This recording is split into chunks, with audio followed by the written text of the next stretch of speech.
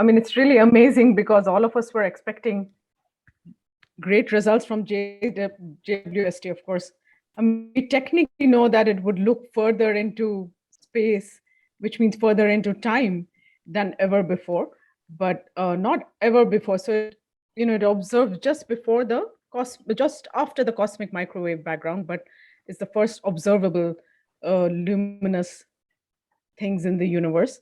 So we knew about it, but now finally we can see with what clarity and detail it can look back in time. Okay, so why are we calling it as a time travel kind of thing? So can you explain that? Yeah. So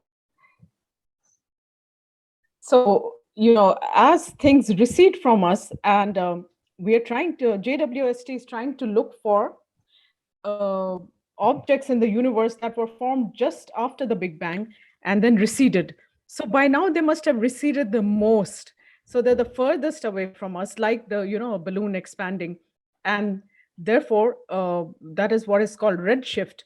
So as the light from them comes back to us, it is shifted towards the red side of the spectrum, and that means by now it's very much redshifted. And so most of the other telescopes that have been observing in the infrared observe in the near infrared, but JWST has managed the challenge of observing in the mid infrared. And why is it a challenge? Because the instrumentation is very difficult to achieve, because that means that because everything gives out heat, and even if the instrumentation gives out heat, it will generate infrared. So you're looking for very faint signals, and you won't be able to see that. So there had to be technical achievements of cooling the telescope and giving a special sun shield and so on, so that very faint infrared signals could be detected. So yes, that is the achievement, and that's why JWST can look back further in time. Ji. You have been a part of NASA, and you in NASA's Goddard Space Station. So Right. how was your experience of today's live?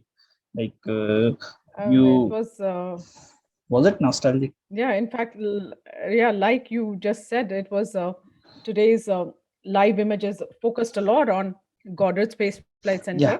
because that is the research center of NASA. And in fact, it also highlighted John Mather, who's the project scientist of JWST.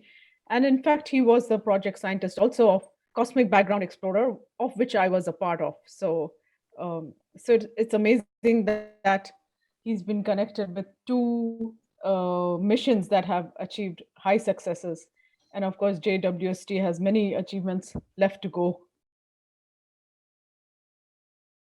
जब JWST operate करता है तो वो like negative temperature पे काम करता है ताकि वो उसकी सेंसिटिविटी लाइक वो हाइपर सेंसिटिव हो सके इंफ्रारेड कैच करने के लिए। सो जब ये लॉन्च हुआ था ना, मतलब जब उसको लॉन्च करने की प्रोसेस बहुत ही टफ थी, क्योंकि उसके अंदर ऑलमोस्ट 3000 पॉइंट्स ऑफ फेलियर थे। मतलब 3000 में से एक भी चीज अगर गलत हुई तो पूरा मिशन स्क्रैप। बट एक चीज ये सोचने वाली भी है ना भाई कि नेगेटिव टेम्परेचर वो अटेन कैसे कर रहे हैं, क्योंकि नेगेटिव टेम्परेचर आप स्पेस में कैसे अटेन कर पाओगे? जैसे मान लो अगर सन के सामने ना नहीं हो। तो करेक्ट। तो इसका एक काफी उन्होंने क्लेवर तरीका यूज किया, जो कि अर्थ है ना, अर्थ को ऐसे यूज किया। मतलब अर्थ यहाँ पे ऑर्बिट कर रही है सन के अराउंड, तो अर्थ के एक डिस्टेंस के ऊपर एक L1 करके पॉइंट है, जो पॉइंट अर्थ के साथ घूमता है। मतलब उसे हाइपोथेटिकल पॉइंट कंसिडर कर सकते हैं कि उस डिस्टेंस पे अर्थ अर्थ के स्पीड के साथ घूमेगा। So like earth acts as a shield against the sun. Sun आ रही है, अर्थ की तरफ आ रही है, लेकिन जो अर्थ का डार्कर साइड है, वो डार्कर साइड के पीछे L1 पॉइंट है, एंड वहां पे उस L1 पॉइंट अब JWST ऑर्बिट कर रहा है। L1 JWST इज पॉइंट है या फेसिंग सरकमफेरेंस है? लाइक L1 पॉइंट है, मतलब मैं समझ पा रहा हूँ, जैसे मान L1 लो ये अर्थ है, करेक्ट। ठीक है, तो मान गए हो, तो पता नहीं क्यों मान गए हो, ठीक है, और ये सन है, ये सन है, ये अर्थ है, ठीक है, सन सन करेक्ट सनलाइट जो है वो अर्थ पे पड़ रही है। अब मेरे हिसाब से वो पॉइंट इधर है, ठीक है, बट करेक्ट अगर ये परफेक्ट। पॉइंट अगर ये पॉइंट जो है वो जियो सिंक्रोनस है तो ये पॉइंट तो घूम जाएगा ना। तो मेरे हिसाब से ये पॉइंट जो है, अर्थ भले नहीं ही तो घूमती रहे, ये नहीं पॉइंट नहीं जो नहीं, है वो एक डिस्क हाँ में ये पॉइंट रिवॉल्व कांस्टेंट करता रहेगा। रहेगा, अर्थ के साथ रिवॉल्व करता रहेगा करेक्ट सन के अराउंड, है करेक्ट ना। हाँ, करेक्ट। तो मैं कहना चाह रहा था अर्थ वो के ये है। ऑर्बिट से संबंध में। Hmm, correct, right right right. So like earth तो से मतलब कि ये, हमेशा कांस्टेंट डिस्टेंस बनाए रखेगा। हाँ, और ये जियो सिंक्रोनस नहीं है, जियो जी सिंक्रोनस सिंक्रोनस से है, नहीं है। मतलब वो सिर्फ यप। लेकिन वो एक चीज है कि वो अर्थ के ऑर्बिट के स्पीड के साथ बढ़ेगा, James Webb earth, space telescope. And जो हम्म, उसके शील्ड है ना, जो अपना गोल्डन प्लेटेड, वो 24 कैरेट वाला गोल्ड है, तो वो ऑपोजिट फेस कर आउटर स्पेस पे। एक्चुअली ये अर्थ है, ये सन है, सन अर्थ JWST, और उसका जो मिरर है वो यहाँ पे फेस कर रहा है, डार्क डार्क साइड पे, हम्म, क्या अपन को इमेज देखने को मिले। और पीछे एक्चुअली उन्होंने एक तरकीब यूज की, एल्यूमिनियम फॉइल के 5 लेयर्स लिए उन्होंने, हम्म। और एक लेयर्स उसके अंदर एयर गैप्स रखे, सो और भी इंसुलेशन मिल सके, मतलब जो रेज आएंगी वो उसे इंसुलेट करेंगे, मतलब टेम्परेचर बढ़ाने नहीं देंगे। जेम्स वेब टेलीस्कोप की जो इमेजेस आई हैं, अभी कल 5 इमेजेस आई हैं, तो 5 इमेजेस पब्लिक डोमेन में आई। तो ये देख के आपको मतलब कैसा प्रतीत हुआ, क्या क्या फीलिंग्स थी उस समय? फर्स्ट ऑफ ऑल, मैं बहुत ही रेयरली कोई ऐसी इमेजेस होती हैं जिनको अपना वॉलपेपर बनाता हूँ, बट JWST की जो इमेज आई थी, दैट वाज एक्चुअली इतनी रिमार्केबल थी। मेरे पास अभी भी उनके डॉक्यूमेंट साइज पड़े हुए हैं, जिसमें एक एक इमेज आइदर 190 MB की है या 130 MB की है, ताकि उसके किसी भी ग्लिम्स को मिस ना करूं, वो जो एक एक फीचर को हाईलाइट कर रही है, specially when we compare it to the Hubble telescope. तो जो लेवल पे क्लैरिटी मिली है, I was really astound about it, और बहुत इंटरेस्टिंग था। सो पहला काम मैंने यही किया, exactly this photo, I was talking about this photo. So the first thing which I did, इस फोटो को अपना फोन का वॉलपेपर बना लेना। तो भाई, आप एक एब्सोल्युटली यार। कॉस्मोलॉजी के student, how do you see these images, and कि क्या फ्यूचर आपको इस चीज में दिखाई देता है कि आगे चल के एस्ट्रोनॉमी जो है वो किस तरह से बदल सकती है? First of all, since I am working on dark matter, तो मैं उस पर्सपेक्टिव से सबसे पहले बात करता हूँ। डार्क मैटर ऑब्जर्वेशंस के लिए JWST बहुत इंपॉर्टेंट है, बिकॉज को बहुत सारे ऐसे डेटा सेट्स मिलेंगे। अगर बहुत सारी इमेजेस देखी हो, JWST ने जो सबसे पहली इमेज रिलीज की थी, उस पहली इमेज में गैलेक्सीज के ग्रेविटेशनल की वजह से बैंडेड इमेज दिख रही थी कुछ बड़े स्टार्स के around. Gravitational lensing is one of the best method to detect the dark matter. तो JWST के वो उसकी एक्यूरेसी की वजह से और उसके डेप्थ की वजह से डार्क मैटर प्रोफाइल को कैलकुलेट करना बहुत ज्यादा आसान हो गया। और बहुत सारी चीजें हैं जिनके अभी मैं डिटेल्स में नहीं जा रहा हूँ। You can study about cosmic microwave background, right, because there are many models जो भी CMB के मॉडल से एकदम एक्यूरेटली वर्क नहीं कर रही है या फिर फ्लॉ आ रहे हैं। तो JWST की जो इमेज आ रही है, ये पहली चीज तो उस मॉडल को रिफाइन करने में बहुत काम आएगी, यूनिवर्स के बहुत सारे एस्पेक्ट्स को बता पाएगी, and the most important thing, इससे बहुत सारे डेटा जनरेट होने वाला है। Why this data is important? Because अभी हम लोग आर्टिफिशियल इंटेलिजेंस के काम में रह रहे हैं। जितना ज्यादा डेटा होगा यूनिवर्स को समझने में, उतनी ज्यादा आसानी होगी, उतने अच्छे से हम लोग चीजों को प्रिडिक्ट कर पाएंगे। तो ये जो इतना सारा बल्क में डेटा जनरेट हो रहा है, इसकी जब पूरी तरीके से पाइपलाइन क्रिएट हो जाएगी जो रिसर्चर यूज कर सके, तो आई गेस क्रिएट हो भी गई होगी, I am not very sure about it. तो वो इमेजेस यूज करके हम लोग यूनिवर्स के बहुत सारे फीचर्स को स्टडी कर सकते हैं। Like I can not even count you, like obviously NASA is not fool कि वो अपने 30 years and so much billions of dollars ऐसे प्रोजेक्ट में निकाल लगाए जो कि 2-3 चीजों में ही काम आ रहा है।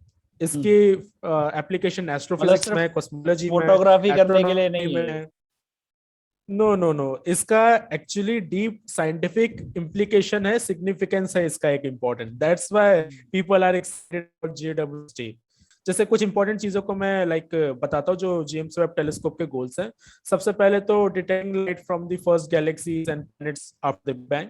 तो वो जो है जो बिग बैंग के बाद उनसे लाइट को ऑब्जर्व करना, हबल टेलीस्कोप से वो पॉसिबल नहीं था, लेकिन इंफ्रारेड रीजन में जेम्स वेब टेलीस्कोप से कहा जा रहा है कि पॉसिबल है। दूसरा, observing the formation of galaxies. Although we know how galaxies are form, but still there are many mysteries about the galactic formation. In fact एक और इंटरेस्टिंग चीज शेयर करता हूं।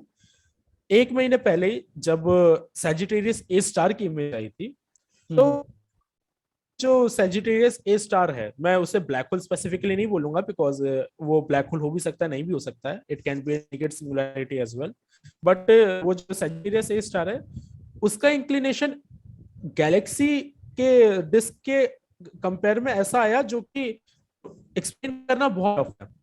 ये इसको एक्सप्लेन कर पाने पे JWST एक बहुत बड़ा रोल प्ले कर सकता है, बिकॉज वो गैलेक्सी फॉर्मेशन को जब स्टडी करेगा अच्छे से, लोग स्टडी कर सकते हैं कि centre super massive black hole होता है जो सेंटर में, वो इंक्लाइन किस तरीके से कर सकता है। तो हम लोग समझ पाएंगे कि ये जो इंक्लिनेशन आया है अलग से, एक्स्ट्राऑर्डिनरी इंक्लिनेशन आया है, ये नेचुरल है या किसी बाहर के सिस्टम ने उसको डिस्टर्ब किया है। तो इससे हम लोग ये समझ पाएंगे। तो गैलेक्सी फॉर्मेशन और अर्ली इमेजेस, फिर स्टार फॉर्मेशन इन नेबुलास, इस चीज को स्टडी कर सकते हैं। और एक इंपॉर्टेंट चीज जो मैंने नहीं बोली, is observing the exoplanets. Exoplanets observe करना क्यों इंपॉर्टेंट है, वी ऑल नो। 5 में से एक इमेज तो उसी की है। एग्जैक्टली। और बहुत ही क्लीन एक्चुअली। हाँ, एक्चुअल एक्सोप्लैनेट की इतनी क्लियर इमेज आना बहुत बहुत मुश्किल है। इनफैक्ट एक्सोप्लैनेट को डिटेक्ट करने का जो मेन तरीका माना जाता था वो ये था कि सपोज मेरे पास एक स्टार है एंड मैं कंटिन्यूअसली अपने ऑब्जर्वेटरी से उस स्टार की इंटेंसिटी को ऑब्जर्व कर, और जब जो स्टार के सामने कोई एक्सोप्लैनेट आएगा तो ऑब्वियसली वो कुछ लाइट को रोकेगा। ह्यूमन आइज से हम लोगों को ऑब्जर्व करना इम्पॉसिबल है, बट मशीन इतनी एक्यूरेट होती है कि वो जो इंटेंसिटी ड्रॉप होता है वो इंटेंसिटी ड्रॉप को कैप्चर कर लेती है। अब हो सकता है कि ये मेजरमेंट को, तो अगर वो इंटेंसिटी ड्रॉप एक रेगुलर पीरियड में आ रहा है तो इसका मतलब रेगुलर पीरियड में वो स्टार के आगे वो प्लेनेट आता जा रहा है। दिस इंप्लाइज कि वहां पर एक एक्सोप्लैनेट है। ये तरीका हम लोग, या फिर वॉबलिंग ऑफ द स्टार हम लोग यूज करते थे to know about the existence of exoplanet. अभी भी तरीका है, लेकिन this time we are able to image a thing which do not emit the light, and that's a good thing. Nebulas को हम लोग ऑब्जर्व कर पाते हैं बिकॉज नेबुला स्टार लाइट को इमिट करता है, लेकिन एक्सोप्लैनेट्स कोई लाइट नहीं होती है, still we are able to see. That's the power of JWST।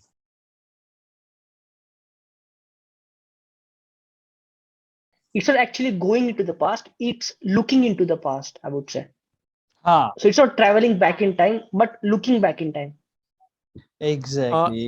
One more thing, एक चीज जो बहुत ही मिसअंडरस्टूड रहती है इस बारे में कि इसका एक एग्जांपल देके बताता हूँ कि यूनिवर्स है 13.6 और 13.7 बिलियन ईयर्स ओल्ड, राइट?